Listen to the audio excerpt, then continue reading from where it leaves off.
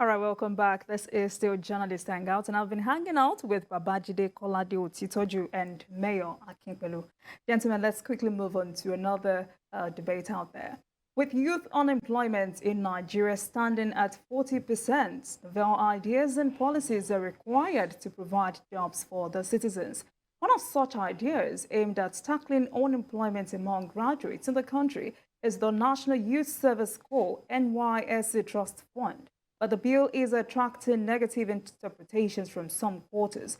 As such, the Human Rights Writers Association says those against the NYSC Trust Fund Bill are enemies of national development. The association has taken a swipe at an online media platform for allegedly misleading the public in a report on the bill by claiming that the fund is a conduit pipe for diverting funds to retired military officers rather than being used for youth empowerment. The National Coordinator of HURIWA, Emmanuel Onwubiko, describes the report as malicious and unethical.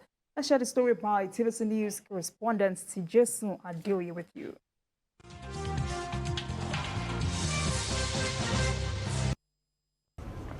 The bill for the establishment of the NYSC Trust Fund is still in the National Assembly, awaiting further deliberation, consideration, and passage.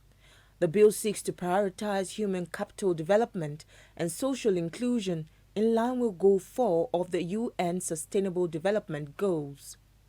At a public hearing at the National Assembly, the Director General of the NYSC, Shuaibu Ibrahim, explained that the bill seeks to address the infrastructural deficit in orientation camps, ensure provision of operational logistics, and address youth unemployment in the country. But an online news platform, Sahara Reporters, in a recent report, claims the fund will only be a tool used for diversion of funds to private pockets and wants the bill thrown out by the National Assembly. We are very much concerned about the spread of fake news.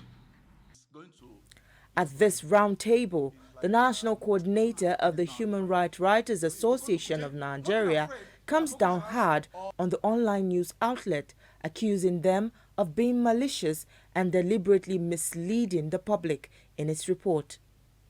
He warns that the report should be outrightly disregarded because it is not in the interest of the public and lacks any substantial evidence.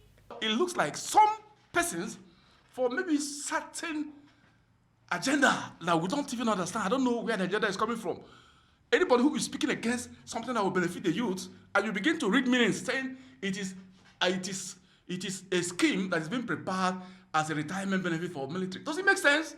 The military already have their structure for retirement. The military is not part of NYSC. So why will an online newspaper that a lot of people respect, a lot of people, no matter how we talk, even if you want to sing from night to night, there are some people that anything they read on Sahara Reporters, they say this is the truth. The National Coordinator also calls on the Nigeria Press Council and the Nigerian Union of Journalists to play its part by holding news organizations accountable and checkmating the nefarious activities of fifth columnists disguising as journalists. Because of this malicious report that somebody smuggled into that online newspaper about NYSC Youth Trust Fund, that the person maliciously said that fund is meant for army retirement. This is the height of media rascality. Unfortunately, it looks like Nigerian Press Council is dead and buried. The only existing thing, self-regulatory bodies in the Nigerian media right now is just NUJ. It's just NUJ that is alive. NUJ and the Nigerian Guild of Editors. We want to appeal to Guild of Editors and NUJ to look into the terrible practice of some of these online newspapers, the rascality they display. He also calls on Nigerians to queue behind the bill and urges the National Assembly to give it speedy consideration and passage because it is a big step towards solving Nigeria's worsening security and economic challenges. Tijesun Adeoye, TVC News, Abuja.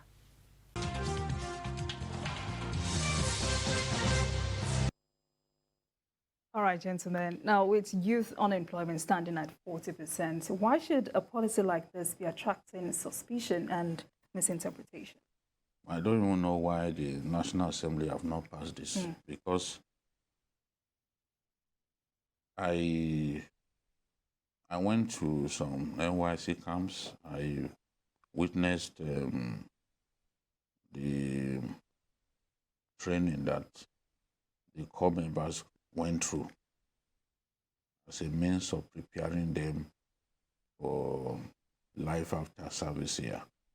And some of them told me that they feel privileged to even get that kind of training. There is a girl who graduated from Unilag that I met in the Nasarawa NYSC camp, and she said, see, they put me through training in interior decoration and events planning that now I don't even want to work in a bank, work anywhere. I'm going to start my own business with what the lessons that I've learned. I'm going to start my own business. I'll go into interior decoration. The jobs are not there. The jobs are simply not there. And to imagine that the NYSC came up with this scheme, with this bill, and the National Assembly is wasting time about it when we can't provide the jobs for our young people. I've seen some of them who have started businesses of their own, and they are doing very well. Some are into poultry farming. They are doing very well. They don't need money from anyone. All that this scheme intends to do is just provide seed capital. They will go through some level of training, and the best of the best, they will be able to give them the money that they need to start life on their own, not be waiting for jobs that are not there. Ideally, they should have passed this bill. If they have passed this bill, the nonsense that is being written, maybe those people will not even bother. But in our country, if we hate a particular person, some individuals will sit down and ask themselves, how do we rubbish this guy and destroy his legacy? And then sit down.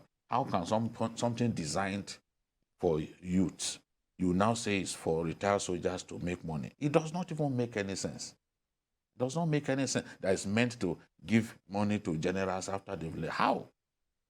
And you think National Assembly will look at that kind of bill? Where in that bill is it written that generals will benefit from it, or that part of the money should go to general? Absolute bunkum. And one of my major concerns when I read this was, if the bill is already at the Senate and the House of Representatives has already passed this bill, could issue of safeguarding the fund not have been addressed? Yes, I think let's not bother ourselves about what was reported about the bill, because the platform that wrote the story, they have these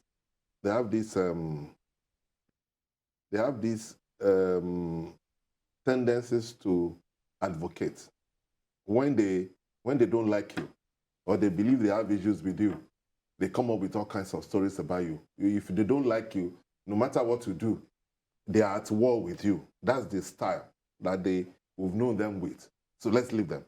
Let's just concentrate on the bill.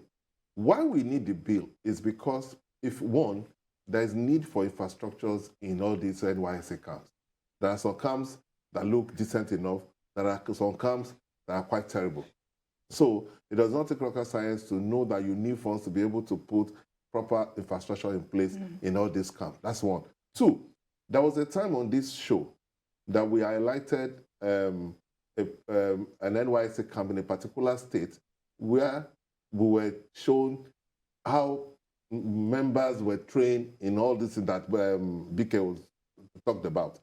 So it has been established that through this kind of programs, they can change the lives of a lot of coppers. So what is important is that when you train these people and you put them in the market, it is not what you have trained them to do is not useful to them if they don't have the capital to do so.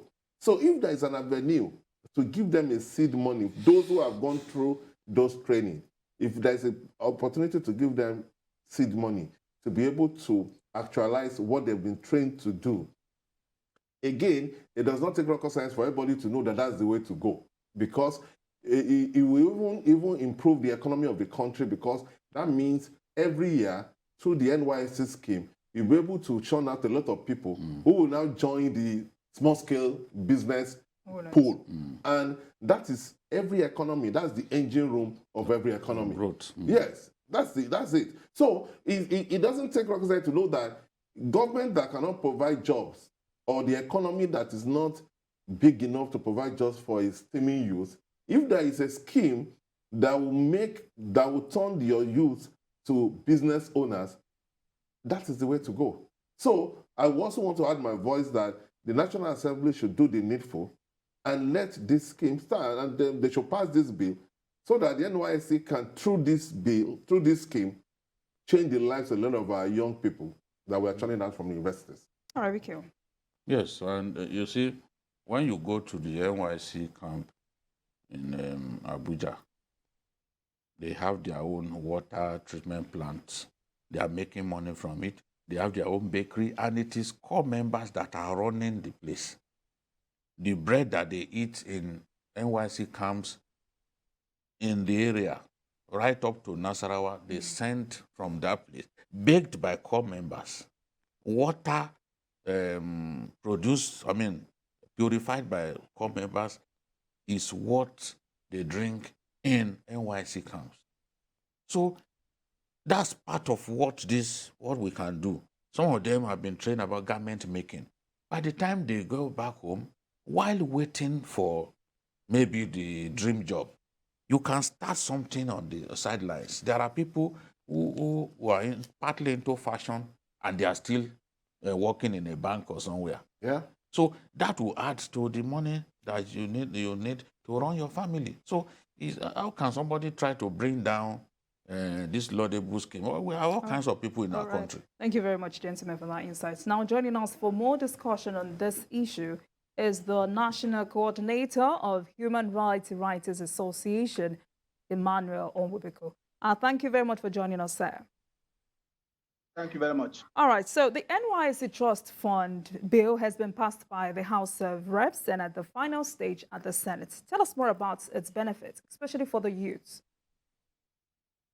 Well, I think the benefits of that legislation, if it is signed into law by Mr. President, and of course, is a bill that originated from the federal government.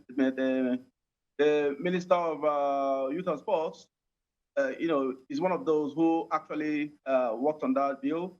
Then the former head of state, who was the one that piloted the establishment of the National Youth Service Scheme, General Yakubu Gowon, was also one of the principal initiators of this bill. So the bill is basically something of a patriotic kind of gifts, a legacy that the government wants to give to the Nigerian youth, so that if they're going to serve the nation as corpers, apart from the experiences of going to places where they have never been before and integrating with other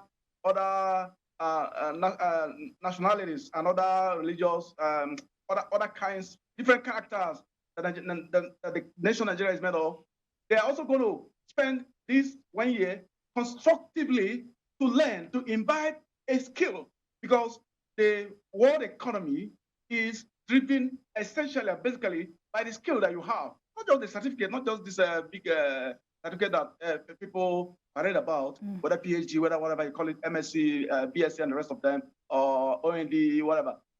This major certificate that the world relies on to advance in terms of sciences, in terms of the arts, in whatever area of human endeavors, is the skill.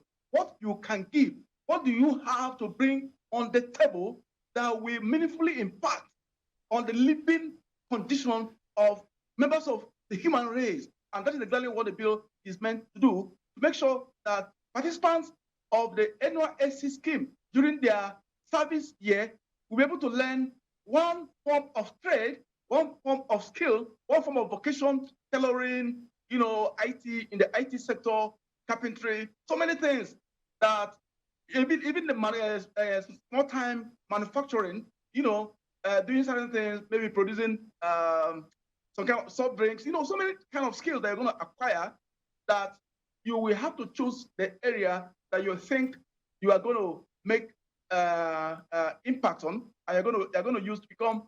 You're not just going to come out after service to begin to to walk around the streets of Lagos, the streets of Abuja, or streets of wherever to look for a job.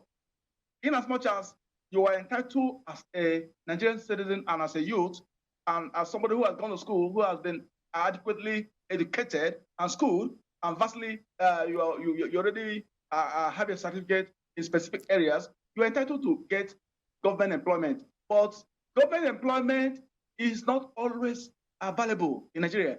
What will give you economic advancement and economic empowerment that will elevate the dignity of a human person is the skill that you have, the kind of services you're going to render to the people of Nigeria, that you're going to get some kind of benefit, cash benefit, so that you can put food on your table. You no longer be going about asking people to feed you, or maybe you will continue to stay in your parents' house. You're going to be Emmanuel. a man on your own.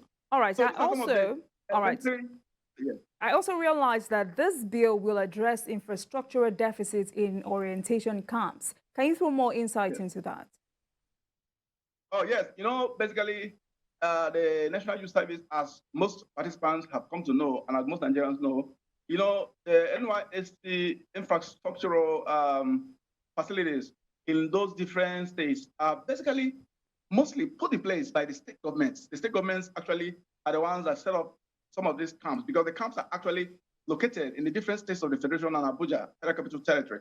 And fundamentally, the states ought to equip those camps. But it's not in all cases that you go to a camp or all the camps in Nigeria and find adequate facilities, adequate structures on ground, such as beddings, feeding foodstuffs, everything, sporting equipment, the housing infrastructure, and the kind of security and the rest of them that the youth are supposed to have during their stay in the camp before they now embark on their go to their places of primary assignment. So this bill is supposed to be the one that will bridge the funding gap in order that the NYSC camps all over the country will be places, will be facilities where they will be very conducive for human beings to live and to really imbibe the kind of trainings and lessons that they expect them to acquire during their time in the camp before they now go out to be posted to the different places of primary assignment. I think this bill is a bill that's supposed to address that. All right. Lastly, Manu, before we let you go, with all of these inherent benefits, how will you task the National Assembly to address these fears and ensure the passage of this bill? Well, basically, I was even thinking that the bill has received a concurrent passage. I didn't know that the bill has not even passed in the Senate. So I don't know what the Senate is actually waiting for to pass this bill. I thought the bill has already been worked on in the Senate and maybe sent to the House of Representatives for them to really they need to harmonize. Then the Senate and the House of Assembly, the House of Representatives are supposed to work together, are supposed to synergize and work on this bill. This is the kind of bill that, let me tell you, the National Assembly, as it is, the 9th session of the National Assembly is the most terrible, I want to use that word, the kind of National Assembly that does not have a very good image among millions of Nigerians. The young people do not look at this National Assembly as being proactive. They see the National Assembly as a National Assembly that is always on the side of the executive arm of government, that have not really protected the constitutional obligations of checks and balances. So this bill is supposed to even be an opportunity for the National Assembly to deliver a legacy project, a legacy initiative that long after they are gone, the generations after us will remember the 9th session of the National Assembly, if for nothing else. They will not remember them for being so quiet on the side of being independent as an arm of government. They will remember them for delivering an initiative that will outlast them, and the generations yet unborn will remember them for. So it's quite unfortunate for Thank you very much. Thank you very much, Emmanuel Onwubiko, National Coordinator of HURIWA. Thank you for your time with us. Thank you. Thank you very much. Yes. Back to the studio. Bikio, Mayor, Yeah, quickly, okay. the last takes on I this. can understand why you felt that strongly about it. The only thing we can say is that we want to appeal to the Senate to expedite action on passage of the bill, so that a scheme that we know that will touch the lives of our teeming coppers will become a reality, and we can get it going. All right, Bikio. If you go to Gombe and the NYSC camp in Nasarawa, you see the work that Access Bank has done. Access Bank has built vocational centers and equipped them sufficiently so that these corps members can get training through the equipment made available by the bank. It's a very big one that they have in Gombe. They are already planning to set up such centers in the other geopolitical zones. When you see the number of sewing machines available in Kefi, the NYSC camp in Nasarawa, you know that hundreds and hundreds of corps members can be trained at that facility. So with the funding available, they should be able to replicate that in other places. If you go to Ogun State too, the NYSC camp in Ikene, I think yes, in Shagam, you see that they have a lot of facilities for training of people.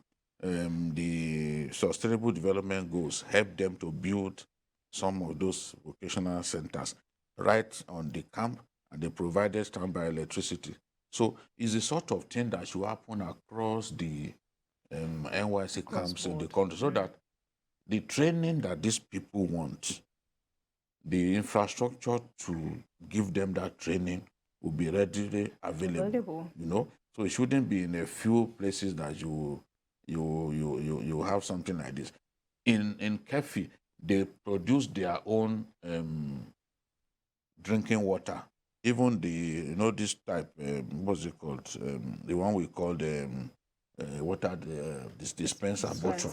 That big dispenser bottle, they produce it by themselves. No. They put water in it by themselves. See, this is what empowerment can do. And the people handling it are core members. They are not bringing people from outside. Yet, the NYSC will be able to make money even from all of that. For the first time in the history of the NYSC, they even contributed money to the Federation account last year from their own internally generated revenue. And where did the internally generated revenue come from? From the bread that they bake by themselves, from the water treatment plant that they have in Abuja and other places. So this is the thing. The children that are now being taught adire making and all that in Shagam and other places on their own. When they leave the camp, they can put what they have learned to use. And it'll be better for it. They may decide in their life to say, okay, I don't even, yes, I have the university degree, but I don't want to work for anybody. I want to be on my own. We've seen people who took such decisions and they are doing well in their lives.